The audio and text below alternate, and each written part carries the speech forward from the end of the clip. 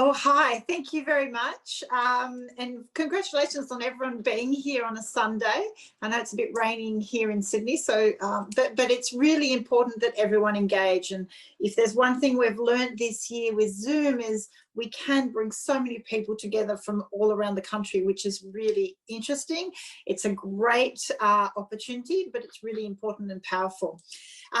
First of all, could I echo the sentiments of paying my respects to traditional owners, past, present and emerging, and I wish to recognise their sorrow in the price that was paid for where we are now. But with the hope that as we all learn from one another, that we actually take better care of our land together. Look, where is climate? I guess it's no secret that it was one of my driving motivators of my career change and my getting into politics. At the 2019 election, it was a strong sentiment in Warringah that we wanted to be represented, and I wanted to offer an opportunity to the electorate to be represented by a local voice, but a voice that was really focused on the issues that mattered here. Warringah is traditionally an electorate, I would say fiscally conservative, but socially progressive in wanting action on those big things that we know are major risks for our future. And climate and sustainability and the environment is number one. Every survey I have done in the electorate has come back saying number one concern is climate, and the environment. So obviously once after the election, that was a really big focus for me, was how do I try and come through the middle. We know climate politics in Australia has been very divisive, and my predecessor was a key player in the divisiveness of climate. We have to acknowledge that. But we need to move on from that. 2020 needs to be the year where we need to grow up and deal with climate. This is a risk that we know is now. It's not some abstract risks that we might deal with in the future. It's very clear from what the events of 2020 that these are risks that are occurring now. If we look at the Bushfire Royal Commission report, it highlights that the severity and how horrific the bushfire season was, that we need to prepare for events like that occurring more and more frequently, and that we are going to have more and more severe weather events. And this is happening now. This is not some abstract for the future. What we can also see is that the world is moving on. So the Paris Agreement required many countries, signatories, to make commitments, but we have to be very clear about what the key component of the Paris Agreement was. The Paris Agreement was the international community coming together to agree that they should put their combined efforts to keeping global warming below 2 degrees and as close to 1.5 degrees as possible. And so every other commitment that comes under the banner of the Paris Agreement has to be done first and foremost towards that goal. So yes, the government at the time made certain commitments when it came to reducing emissions, but we need to be very clear that it is always towards that temperature goal. And we have the IPCC regularly updating how international commitments are going, and the fact that unfortunately, global warming is happening at a higher rate. Our emissions are climbing internationally faster. And so countries need to review their approach. They need to come back to the table with adjusted commitments. And under the Paris Agreement, in fact, internationally, all countries are due to come back every 5 years and come back with a renewed commitment. Now, that was due to be this year, 2020, in November, actually. In the next week, we were supposed to be in Glasgow for COP26, where all countries would come with a renewed commitment and an increased commitment. Now, unfortunately, as a result of COVID, that's all been delayed by 1 year. But that requirement to have an updated commitment hasn't changed. So that is still there. So for me, I guess coming through, I would position myself as a sensible middle centre politician. For me, I don't see climate is not an issue of left or right. This should not be a question of what side of politics do you prefer, of whether or not this is an issue should be for you. This is an issue for everyone. The same way as we don't debate having a defence force, we should not be debating having a position on climate policy and emission reduction. So I see it as absolutely vital that we take the politics out of this and the party politics, and we actually come together with a consensus approach. As a new MP, I looked around the world and I looked at, okay, well, where are the countries? How have other people done it better than us? How has Australia gotten to this position where we are at the forefront of feeling the effects of climate change? And I guess as an aside, I would say at the Senate hearings, Senate estimates just a week ago, the Bureau of Meteorology gave their evidence as to we are on track for about 3.4 worldwide degrees of warming, but Australia is on track for 4.4, so an additional degree because of where we are in the world. So we are at the forefront and we will bear the brunt of impacts as we saw last summer. So it's clear that the irony of Australia being highly exposed in terms of risk, and I would say we're exposed from an economic point of view as a result of being heavily reliant on fossil fuels in our economy. We are heavily exposed from an environmental point of view. Many areas of Australia will be highly exposed to climate risks. And I think socially and health-wise, I've certainly had amazing conversations with people from the health sector, from insurers, who all talk about whole areas of Australia will be really difficult to live in, will be uninsurable as a result of increased risk. So we absolutely have a need to, for our own, I think, economic safety, prosperity, health, environment, no matter what your reason for coming to the debate on climate is, there is room for everyone to want action. And I think that's where, for example, the Climate of the Nation report that Matt Keane announced a few days ago from the Australian Institute shows 80% of the Australian people want action. So it really is time to take the party politics out of this and move forward with a plan.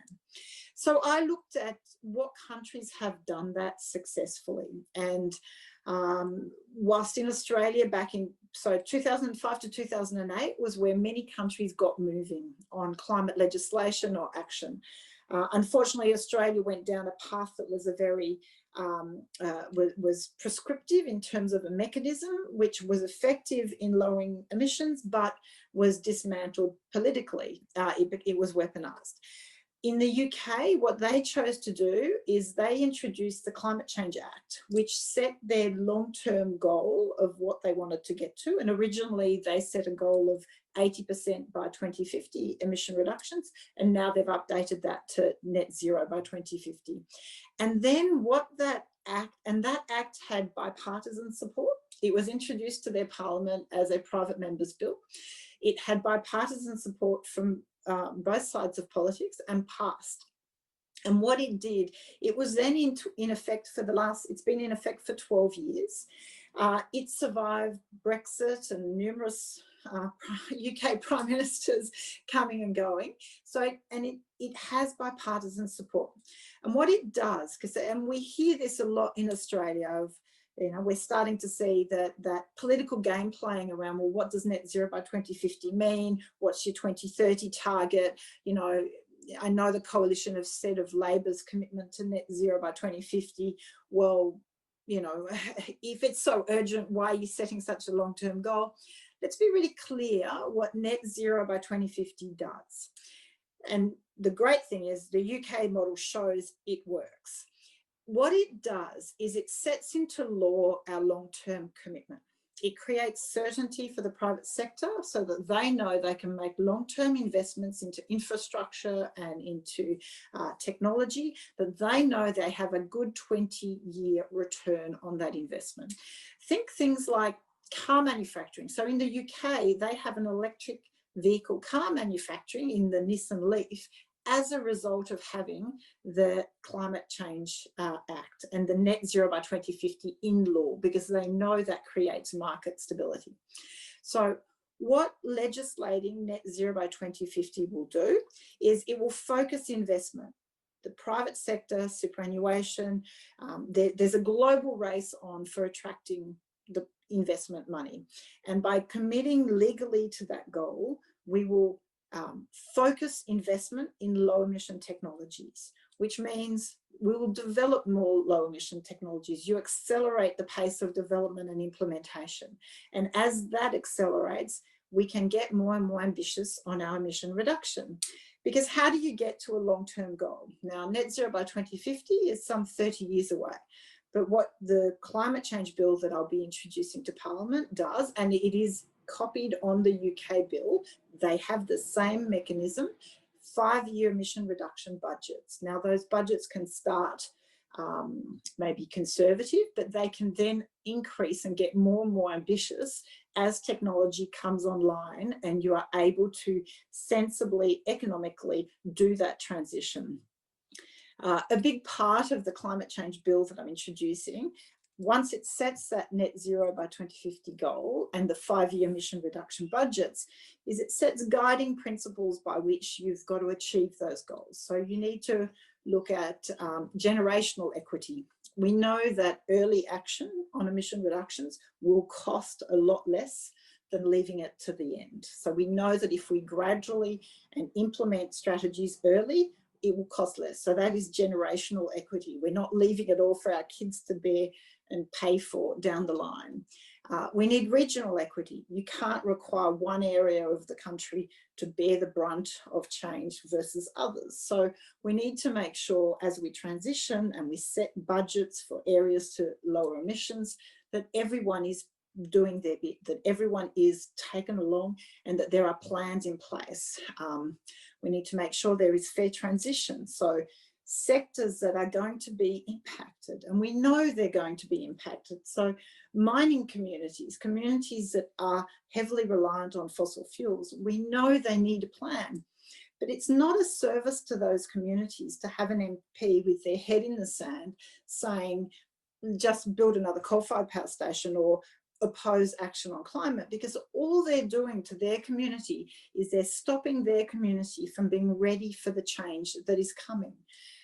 And that is an absolute disservice that I don't understand.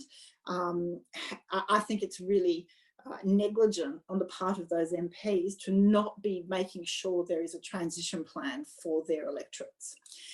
Then we know environmentally, huge challenges that need to be taken into account in the planning, just as food security, food and water security, really important, regional development, all those aspects. So they are in the key the guiding principles of the bill to ensure that the planning and the emission reduction budgets are done in a way that addresses that. Now, clearly, that what came out of the Royal Commission was Australia is highly exposed. This is a real risk to our communities. I think we all were shocked when we saw people evacuating on beaches over summer. I think that, you know, they were our first climate refugees. So we need proper risk assessment and we need adaptation plans, because like it or not, we've already reached certain levels of warming that are going to have an impact for the years to come. And we need to be better prepared. We can't have a situation where reports are given to the government and they sit on them for 2 years without implementing the recommendations because they don't like the fact that it talks about climate change. So a key element of the climate change bill is risk assessment and adaptation planning that has to be done regularly. It has to be reported on publicly and to the Parliament, and the Minister and the government have to respond and notify of what the plans are. So this is a really important part for communities to know that their safety and security is front of mind and being addressed. I don't understand how communities devastated by bushfires could accept MPs, if they're part of the coalition, that are continuing with the party line of doing the speaking points, but not getting really up and angry about keeping those communities safe and making sure they are better prepared. The fourth element of the climate change bill is we need an independent commission. We need independent expert advice. I think if we've all learned something from coronavirus, it has been that important decisions can be made and policies can be done when they're supported by science and they're supported by fact. We accept them. They are properly explained, they're properly justified. So it is really important that as we plan our path forward to net zero by 2050, we have a strong independent climate change commission with all the skills around the table to make sure we have the right assessment and advice happening. At the moment, the government's approach is just the technology roadmap. Now that is one part of the puzzle, and I've incorporated that into the climate change bill. The climate change bill takes, obviously, as we set 5-year emission reduction budgets, you need to have technology readiness assessment. So what technology is ready to come online to deliver the results we need it to in each sector. So I've incorporated the government's technology roadmap as one of those parts of the puzzle. It is one of the pillars that will get us to net zero by 2050. But no one single pillar will get us there without the whole framework. And that's the part the government is still dragging its heels on. We've seen this week a number of our trading partners come out and accept that net zero by 2050 is where we need to go. Make no mistake, there's a race on. The rest of the world is heading to net zero by 2050. It will attract huge amounts of investment. And if Australia keeps the handbrake on the way we have at the moment, we will miss out, and that will be incredibly, that will be an incredible negligence on the part of the government. So the solution, obviously groups like CCL are incredibly important, because at the end of the day, change has to come with every single voter. Every single person has to be motivated and convinced that there's a way of addressing this. There's no point in people feeling panic that this is so big, so hard, insurmountable. How can we change this? I think we also have to be realistic. There's place for every kind of activism in society, you know, within the law, but we also need to bring everyone on board. We need to get everyone walking before we can all be running towards our goal. And so it's really important for you to reach out within your communities, get people on board, have the conversations, talk about the elements of what are the things people fear, what are the things they accept, what are the things they question.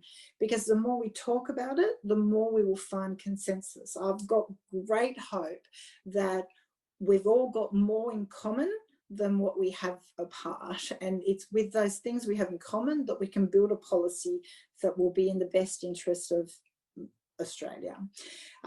So I've met with a lot of coalition MPs and backbenchers and Labor, the Greens and the crossbench around the climate change bill. Ironically, I've also met with a number of, I've met the Friends of Climate Change Action, the parliamentary friends. We met with the UK High Commissioner just after Prime Minister Morrison had had his chat with Prime Minister Johnson. I've met with the Swiss ambassador, I've met with New Zealand First Secretary. I was in India this time last year, and at each of those meetings, top of mind is, but what's Australia doing on climate change? What's Australia's emission reduction goal? So it is wrong to think that we are just, you know, a player that the rest of the world is not looking at. The world saw our bushfires last summer and wants to see us take action. We have a responsibility and an opportunity to lead. So I'm trying to find a way through the political partisanship. On Monday, the 9th of November, so Monday week, I'll be tabling the climate change bill in Parliament. I was due to do it back in March, but had to delay it. And the call is for all communities to really pressure their MP, whether you have a Labor MP or a coalition MP, or hopefully an independent, to pressure your MPs to engage with the bill. It's not good enough to hide behind party lines. Obviously, the way that Parliament's set up at the moment, coalition has a majority of 2 in the lower house, so I'd either need 2 people to cross the floor, or what I would really like is for the government to actually acknowledge that this is an area of policy that needs bipartisanship. This is an area of policy where it is time to stop playing political game, stop using people's future to try and wedge the other side, and actually put in place a plan to keep all of Australia safe in the future. If the Prime Minister doesn't feel that he can do that from a policy point of view within his coalition, if he doesn't have that leadership within his party room, then he should open it up to a free vote. It should be a conscience vote from all MPs. And that is something you can all ask of your MP, that it's not good enough to hide behind party lines, that you want them to push for a free vote so that they can show their colours on the floor of Parliament. It has to stop this era of saying all the right things about climate change action. And my criticism here will be to a lot of moderate Liberals who are in the coalition. They are in electorates that want them to take action on climate change and have better energy policy. And they say all the right things at election time. But at the end of the day, they are allowing the government, they give the government the numbers. So any two MP from the coalition, Liberals or Nationals, are giving the majority to the Prime Minister to pass legislations or to not pass legislation like the climate change bill. And so they all have to be held responsible. You're either going to step up and do something, or you're as bad as a climate denier. And so I'm quite critical of that, because I think it really is time that we all draw the line and everyone has to be held accountable for that. So it's great to hear that CCL is planning on having an active group in every electorate, because I think that's what's needed. You absolutely need to get people everywhere speaking up and asking for more, asking for better representation. I know there's probably a whole bunch of questions, so I'm happy to hear. But that's the overview. The climate bill will be coming to Parliament on the 9th. There is a process by which it then has to go through. It won't be up for a vote straight away, but I will be pressuring the Prime Minister that this is a debate that we cannot put off.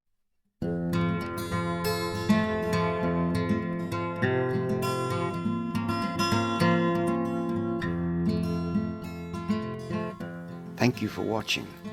Please subscribe to our CCL channel by hitting the button in the top left-hand corner of this screen. Spread the word of CCL by using the share icon to as many of your contacts as possible. Thank you. See you next video.